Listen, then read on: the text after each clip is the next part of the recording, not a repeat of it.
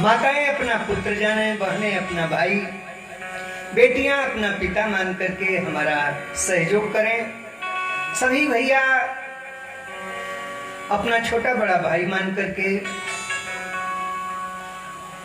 मेरे लिए, मेरे इस इष्ट राम के लिए मेरे सहयोग में आवे और सभी अपने मन बाड़ियों मनसा वाचा कर्मणा से इस कथा का सहयोग करके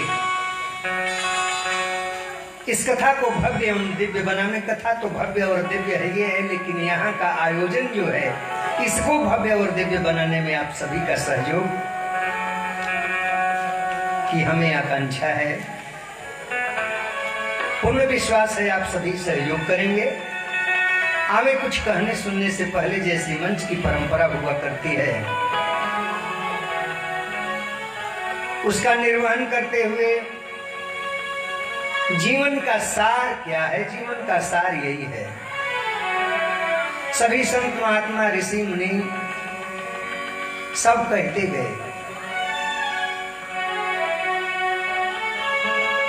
मूल का है। एक बार गोस्वामी जी के पास संतों का बहुत बड़ा जखेड़ा उपस्थित हुआ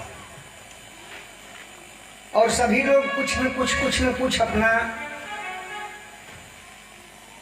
आश्चर्य की बात जो देखे थे। जैसे महाकुंभ लगा है ना, प्रयागराज में महाकुंभ चल रहा है, तो महाकुंभ में संत महात्माओं का जखेड़ा, वैसे ही गोस्वामी जी के यहाँ संत महात्मा पहुंचे और आप लोगों को जाते समय आते समय कुछ आश्चर्य दिख जाता होगा, वैसे ही उन संतों को भी कुछ आश्चर्य दिखा, जिसका वर्णन गोस्वामी जी ने अपने रामचरितमानस के उत्तरकांड में जाकर के किया कि संतों ने आश्चर्य की बात हमसे क्या बताई। संतों का आश्चर्य का रहा, एक संत गया और गोस्वामी जी से कहा कि महाराज हम एक आश्चर्य देख करके आ रहे हैं। उन्होंने कहा कि कैसा आश्चर्य? उन्होंने कहा कि हमने देखा है कि खरगोश के सिर पर सींग है। एक खरगोश भागा जा रहा था और उसके सिर पर सींग था। गोस्वामी जी ने कहा कि हो सकता है, संभव है, जबकि संभव नहीं है। आप सभी खरगोश देखे हैं। खरगोश कोई ऐसा जानवर नहीं है, ऐसा जीव नहीं है जिसे आप सभी न देखें, सभी देखें। लेकिन खरगोश सींग वाला कोई देखा है? खरगोश के सिर पर सींग नहीं होता। लेकिन गोस्वामी जी से जब संत ने कहा हमने आश्चर्य देखा, कहा आश्चर्य, तो खरगोश के सिर पर सींग था। उन्होंने कहा मान लिया, रहा होगा। एक संत खड़ा हुआ, कहा कि हमने एक आश्चर्य देखा। कहा आसमान में फूल खिला था। जब तक मिट्टी से संबंध न हो तब तक कोई पौधा कैसे उगेगा? लेकिन आसमान में कहा कि हमने देखा पुष्प खिला है। गोस्वामी जी ने कहा कि संभव है, हो सकता है। एक संत खड़ा हुआ और कहा कि हमने जो आश्चर्य देखा उसका काट किसी के पास नहीं है। उन्होंने कहा तो पड़ोस में झगड़ा हो रहा है। कैसा झगड़ा हो? तो एक बांझिन का बेटा अपने पड़ोसी के बेटा को मार दिया था और वह अचेत पड़ा था। गोस्वामी जी ने कहा कि यह तो असंभव है, बांझिन है तो बेटा कहां से? जब बांझिन ही है तो बेटा कहां से? लेकिन हम इसे भी संभव मान लेते हैं, हो सकता है। एक खड़ा हुआ और कहा कि हमने देखा महाराज एक आश्चर्य, मृग मरीचिका से लोग अपनी प्यास बुझा रहे थे। संभव है? कहा जेठ की दोपहरी में खड़खड़िया जब नाचता है तो उस समय मृग मरीचिका जो दूर देखने पर चलता है, लगता है कि जल है, उस जल से किसी की प्यास बुझी है? का उसी को देख करके मृग दौड़ते दौड़ते मर जाता है उस जेठ की दोपहरी में, लेकिन प्यास बुझती नहीं है। और गोस्वामी जी से वह संत कहा कि हमने देखा मृग मरीचिका से लोग प्यास बुझा रहे हैं। गोस्वामी जी ने कहा कि हो सकता है, संभव है। एक संत कहा कि महाराज हम एक आश्चर्य देखे का, एक मैया बैठी थी और जल को मथ रही थी, उसमें से घी निकल रहा था, मक्खन निकल रहा था। ये माई संभव है? जल को मथ करके कोई घी निकाला है का? लेकिन गोस्वामी जी ने कहा कि हो सकता है, संभव है। एक संत कहा कि हमने देखा महाराज, एक था कोल्हू चलाने वाला और बालू को डाल रहा था, उसमें से तेल गिर रहा था। बालू को पेर करके तेल निकाल रहा था। संभव है का? तेल पेरा जा रहा हो, सरसों पेरी जा रही हो और उसमें आप 2 मुट्ठी सरसों डाल दीजिए तो तेल में सोख जाएगा, तेल को सोख लेगा। लेकिन वो कह रहा है कि बलुए से तेल निकल रहा है, बालू पेरा जा रहा है। गोस्वामी जी ने कहा कि संभव है, हो सकता है। एक संत खड़ा हुआ और कहा कि हमने देखा नास्तिक एक व्यक्ति था, भगवान का नाम कभी नहीं लिया, उसके अंदर भगवान की भक्ति कभी नहीं जगी, और हमने देखा तो विमान पर बैठा हुआ भगवान के धाम को जा रहा था, उसका मोक्ष हो गया। गोस्वामी जी ने कहा कि असंभव, असंभव, यह संभव नहीं है। बारी मथे घृत हो बरु सिकताते बरुते अबिनु हरि भगति न भवत रही, यह सिद्धांत अपेल। उन्होंने कहा तुम लोगों ने जो जो असंभव बात कहा हम सब मान लिए, जल के मथ देने से घी मान लिए, बालू के पेड़ देने से तेल निकल सकता है यह हमने मान लिया, लेकिन बिना भगवान की भक्ति किसी को मोक्ष हो जाए ये असंभव है, असंभव। तो ये संभव कैसे होगा? तो भगवान की भक्ति से। ये भक्ति आवे कैसे? तो भगवान के नाम जपन से, भगवान की कथा सुनने से, भगवान के नाम का संकीर्तन करने से। तो हमें हम लोग भी उस भक्ति को पुकारें। भागवत में भक्ति कैसे आई है तो आप सभी लोग जानते हैं, क्योंकि आप लोग बार बार कथा सुनते हैं, हम हूं एक बार सुनाए हैं भक्ति कैसे आई। आप लोग कहें कि एक दिन की कथा यादें नहीं रहती है, एक वर्ष की कथा कहाँ याद रहती है। अभी सुन करके हम जाएं या घर पर झगड़ा करने लगे तब भूल गए, तो फिर अवसर मिलेगा तो भक्ति कैसे आई 9 दिन की कथा है, इसमें उसका वर्णन हो जाएगा। आगे बड़े भाव से, क्योंकि इस जीवन का कोई ठिकाना नहीं है। गोस्वामी जी ने इसीलिए कहा कि क्षण भंगुर जीवन की कलियां, कल प्रातः को जाने खिले न खिले। क्षण भंगुर जीवन की कलियां, कल प्रातः को जाने।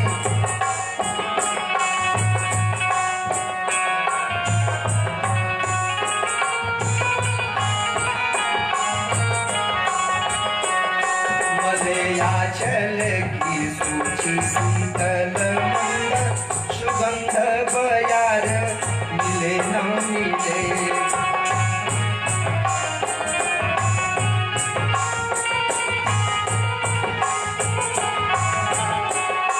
हरि नाम सदा रटिले रसना, फिर अंत समय में हिले न हिले। कली काल उठार लीजे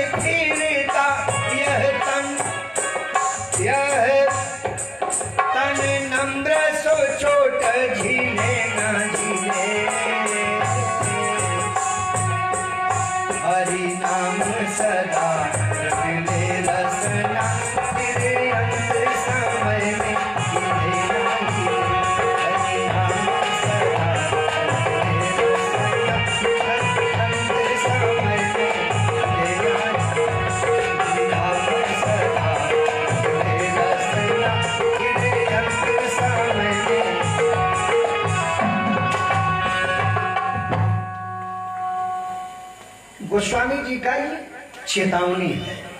भगवान का नाम ले लो, का भरोसा है कि आप कथा सुन रहे हैं, कथा सुन करके जाएंगे, आप फिर कल आएंगे ही, भरोसा है।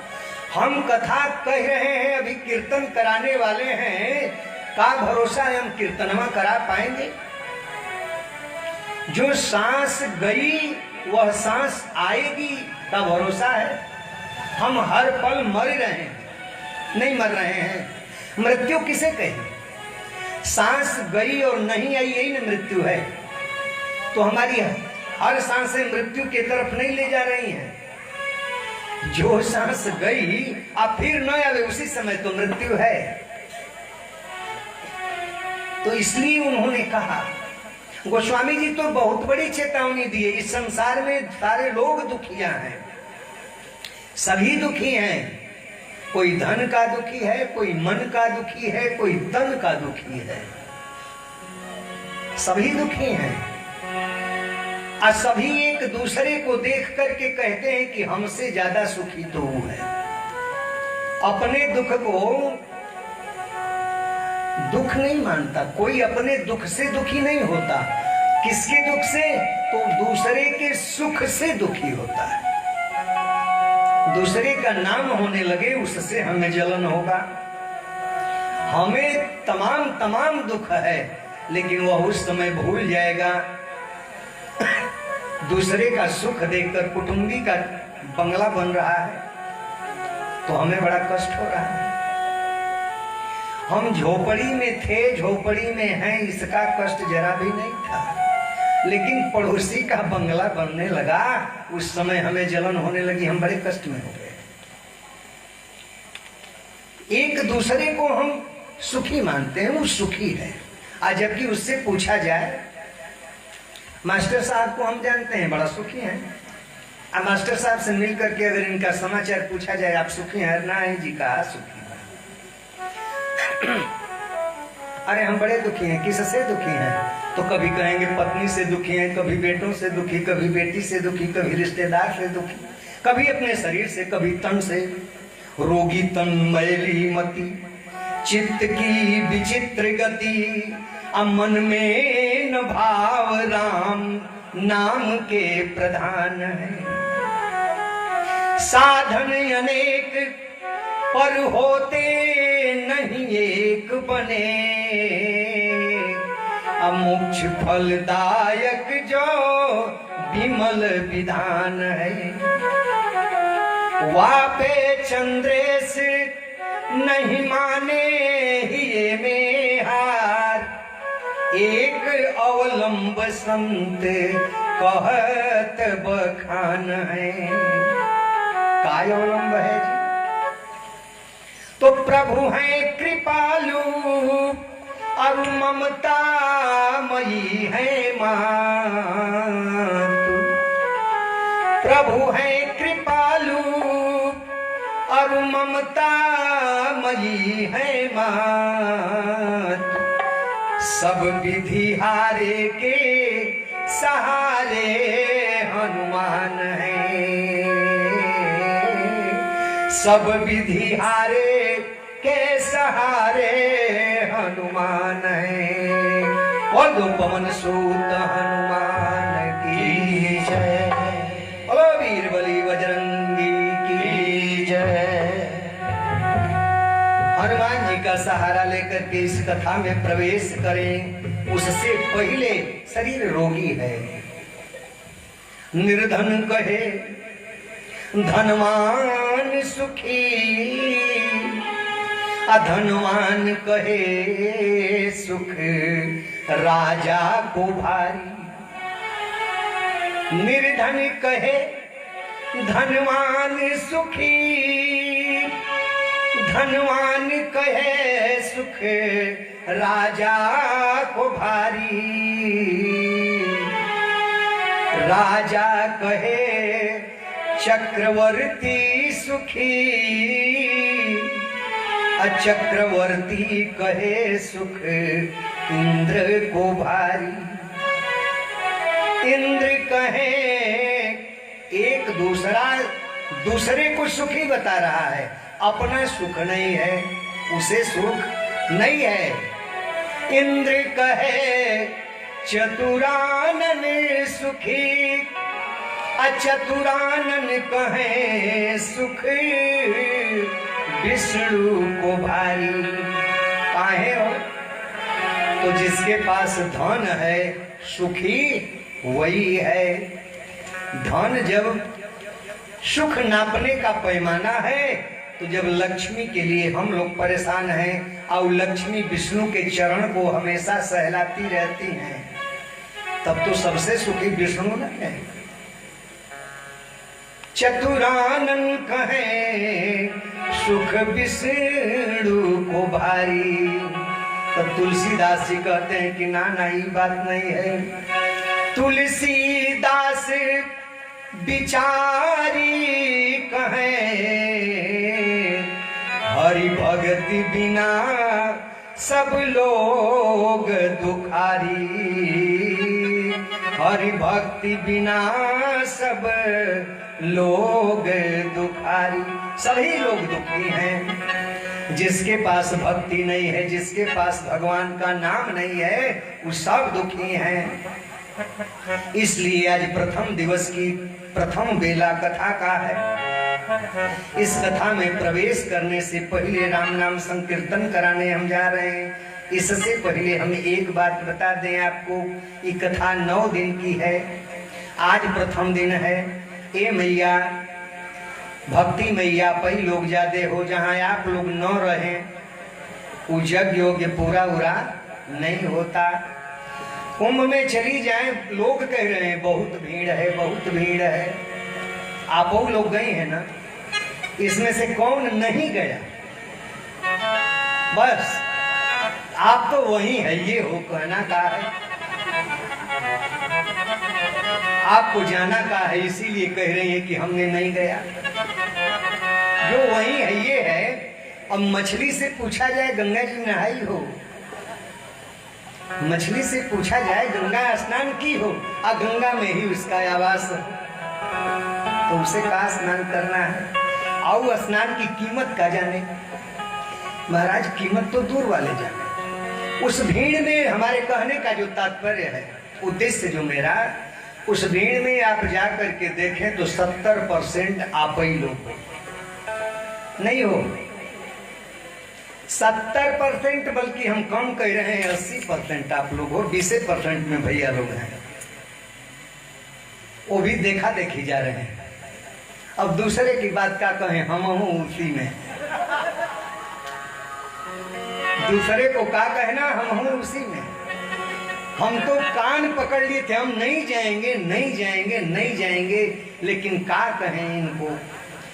इस सांवले की व्याख्या जितना किया जाए वो सब कम है महाराज। इनके चरित्र के विषय में न कोई जाना और न कोई जान सकता है। हमें ले जाने के लिए लोग विशेष करके गाड़ी ले लेकर के आते थे, महाराज जी चलिए चलिए। हम केवल एक ही शब्द कहते थे, हम नहीं जाएंगे, हम नहीं जाएंगे।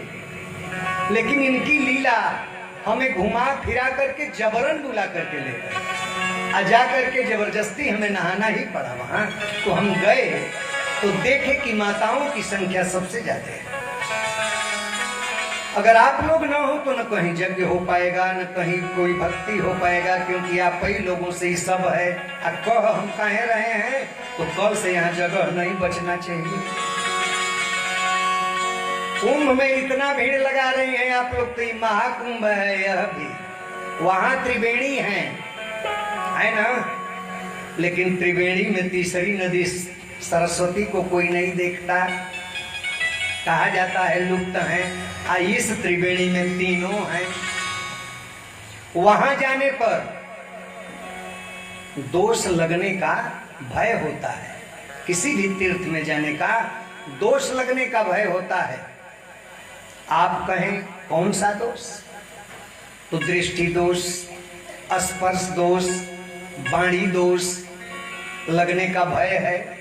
लेकिन इस कुंभ में आने पर, इस तीर्थ में आने पर कोई दोष की कोई गलीमत नहीं है, सब जल जाएगा। इसलिए यहाँ आने की जरूरत है। हमें बहुत भूमिका तो 9 दिन बनाना है। वैसे प्रथम दिवस की कथा भूमिका की ही कथा होती है। भगवान की इस कथा का महात्म्य बताने की ही अवधि होती है। भगवान से कामना हम लोग यही करें, हे प्रभु,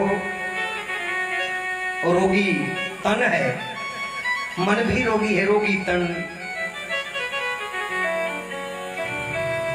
मति हमारी खराब हो चुकी है, चित्त की गति विचित्र है, मैली मति है, रोगी तन मैली मति, चित्त की विचित्र गति, मन में न भाव राम नाम के प्रधान है, साधन अनेक पर होते नहीं एक बने, मोक्ष फलदायक जो विमल विधान।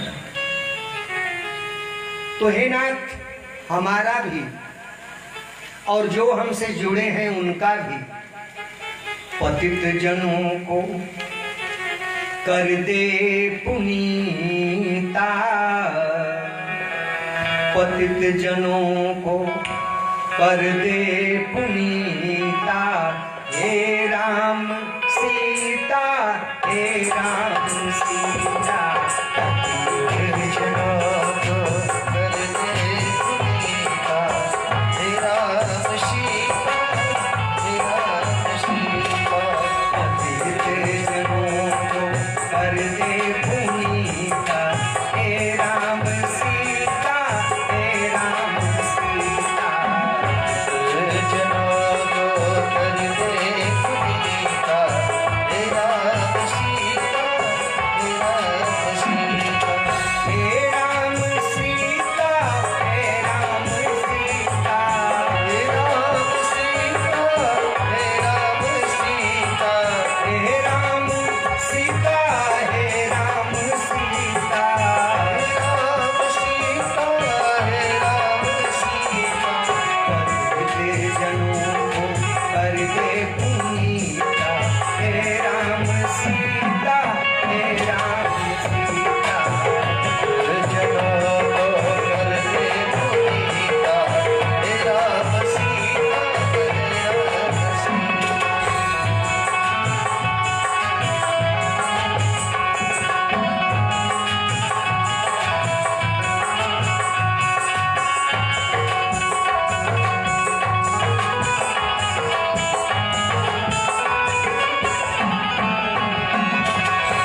छोड़ के माया मोह कपट छल, छोड़ के माया मोह कपट छल, छोड़ के माया मोह कपट छल, छोड़ के माया मोह कपट छल, हो जाए सबका हृदय निर्मल, हो जाए सबका हृदय निर्मल, हो जाए सबका हृदय निर्मल, हो जाए सबका हृदय निर्मल, बहा दो भक्ति की ऐसी सरिता,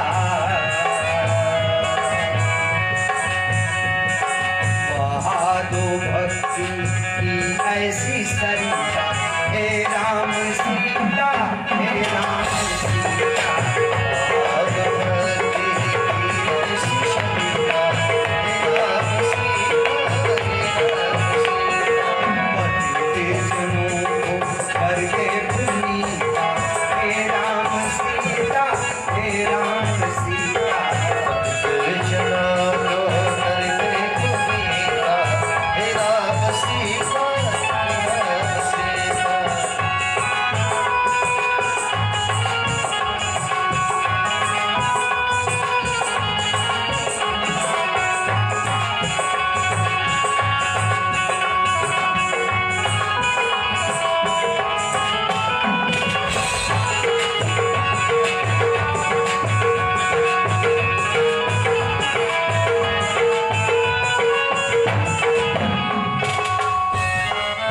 कहने वाले ने कहा, पुनर्जन्म जब होवे हमारा, जन्म जब होवे हमारा, जन्म जब होवे हमारा,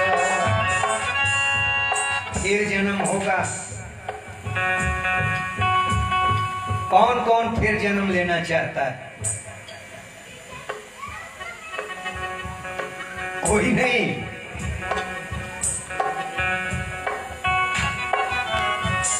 लेकिन कहने वाले भक्त ने कहा कि पुनर्जन्म होगा, क्योंकि हमसे ऐसा कार्य नहीं हो पाया है जिससे पुनर्जन्म नहीं होता। भगवान मिले हैं बाली को, बाली के सामने भगवान खड़े हैं, भगवान उसके दोष को गिना रहे हैं। प्रसंग आएगा आगे।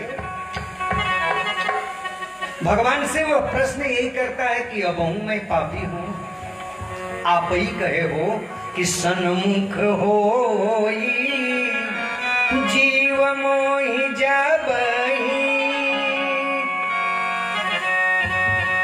कोटि जन्म अघना सहित बही। जब जीव हमारे सन्मुख हो जाता है तो करोड़ों जन्म जन्मांतर का उसका पाप हम खत्म कर देते हैं। हम आपके सामने हैं, आप मेरे सामने हो, आपके द्वारा मैं मारा जा रहा हूं, अबहू मैं पापी हूं। भगवान ने कहा कि शरीर रखो रखो। भगवान को बाली मुख कर देता है, भगवान जवाब नहीं दे पा रहे हैं।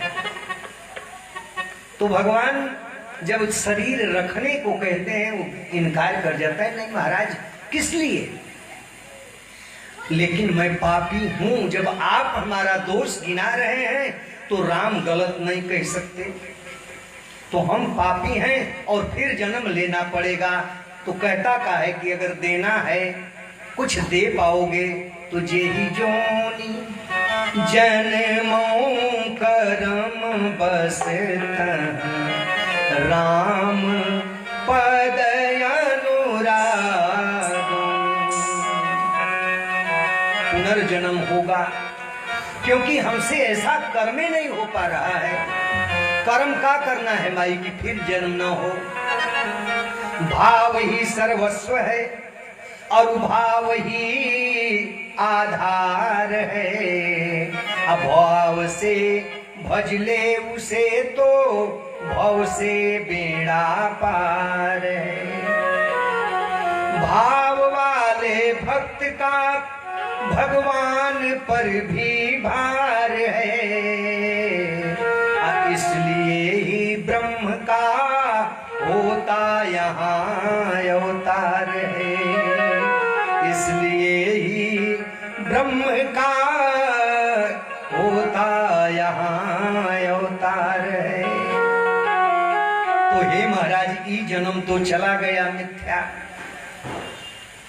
हमसे कोई साधन नहीं हो पाया। महाराज साधन था, साधन तो यही न बताया गया है, सीधा बैठ जाओ, ध्यान करो, जप करो, कथा सुनो।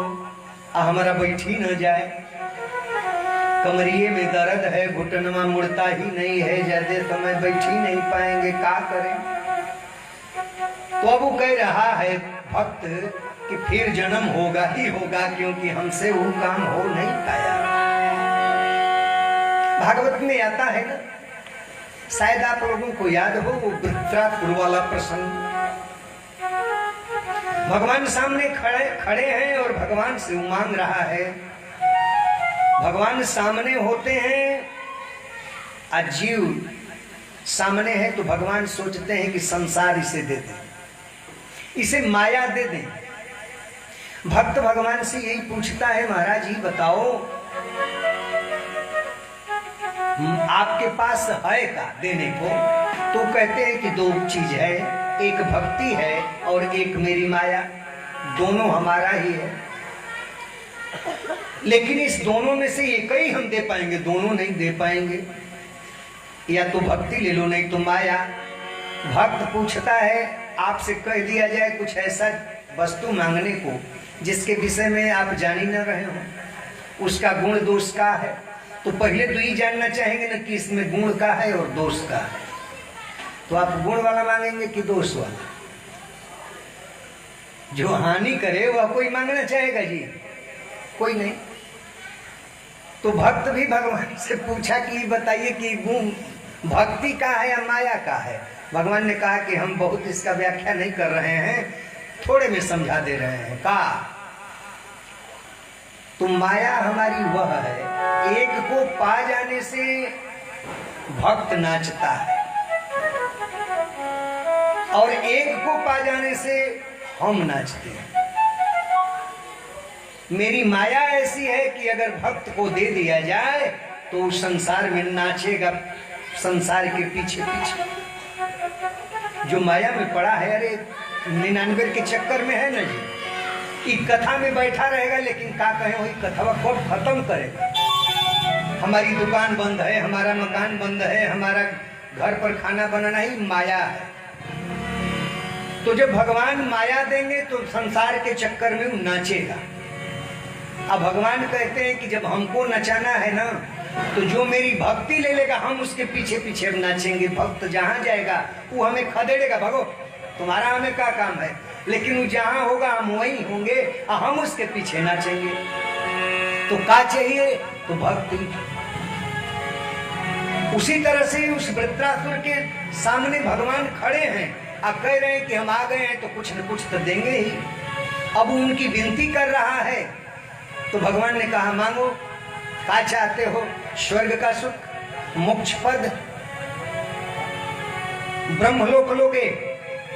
वो कहता है, बड़ा सुंदर चीज कह रहा है महाराज, नो नाक पृष्ठम न च परमेष्ठम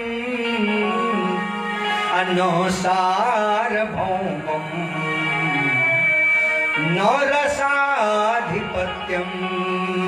हमें वैकुंठ का सुख नहीं चाहिए, हमें स्वर्ग का सुख नहीं चाहिए, हम पृथ्वी के भी राजा नहीं बनना चाहते हैं। तब योग सिद्धि चाहिएगा तो कहता है नो योग सिद्धि। योग सिद्धि भी नहीं चाहिए तो क्या चाहिए हो? तो कहता है दोगे। डांट करके वृत्रासुर कहता है दोगे। भगवान ने कहा कि आई गए हैं तो दे के जाएंगे। तो कहता है कि अजात पक्षा इव मातरम खगा अस्तन्यम यथा वत्सतरा क्षुधाता प्रियम प्रियेव द्युषितम विषण्ड मनोरविंदा छदद्रेक्षते त्वं। कहता है कि हमें जब दे रहे हो तो दो। का अजात पक्षा, बिना पंख का मैं पक्षी रहूं। प्रसंग तो बड़ा सुंदर है, अगर विचार करके सुना जाए तो यही सार है। कहता है जीव, वृत्रासुर को थोड़े समय के लिए जीव मान लीजिए, अब भगवान सामने है, ये है भगवान से जीव कह रहा है कि हम बिना पंख के पक्षी हों। बिना पंख का पक्षी कुछ कर नहीं पाता, एक जगह रहता है, तो उसका पूरा भरण पोषण कौन करता है? तो उसकी माँ। उसकी माँ जाती है चोंच से सब कुछ ले आती है और उसके मुख में खिलाती है, वो नहीं जाता होता। उसका भूख लगा है, अपनी माँ से कह भी नहीं पाता है, माँ ही जान जाती है कि इसको भूख लगा। कहता है कि मैं अजात पक्षा रहूं और माँ के रूप में आप रहो। त्वमेव माता, आप ही माता रहो। महाराज जी सब वेद के सार हैं। चौपाई गा करके सुना करके चले जाएंगे हम, आप भी सभी लोग, हम ही जानते हैं, सब चौपाई पढ़ते हैं गाते हैं, लेकिन तथ्य का है ये सब वेद का सार है। आप सभी लोग जाते हैं आरती करते हैं तो कर्पूर गौरम करुणावतारम गा करके त्वमेव माता च पिता त्वमेव करते हैं ना। लेकिन ये वृत्रासुर मांग रहा है कि आप माई बन जाओ और हम तुम्हारा बेटा। वह भी बेटा कैसा कि हिलने डुलने वाला न रहो, हिलाने डुलाने की जरूरत तो न रहे, आप ही आओ, खिलाओ पिलाओ। भगवान ने कहा कि बस। वृत्रासुर को यह लगा कि ये तो कुछ जन लग रहा है कम मांग लिए हैं, हम ही कथा कह रहे हैं, आप श्रोता हैं। कथा का नियम है जिस दिन संपन्न हो तो कुछ न कुछ दक्षिणा दी जाए।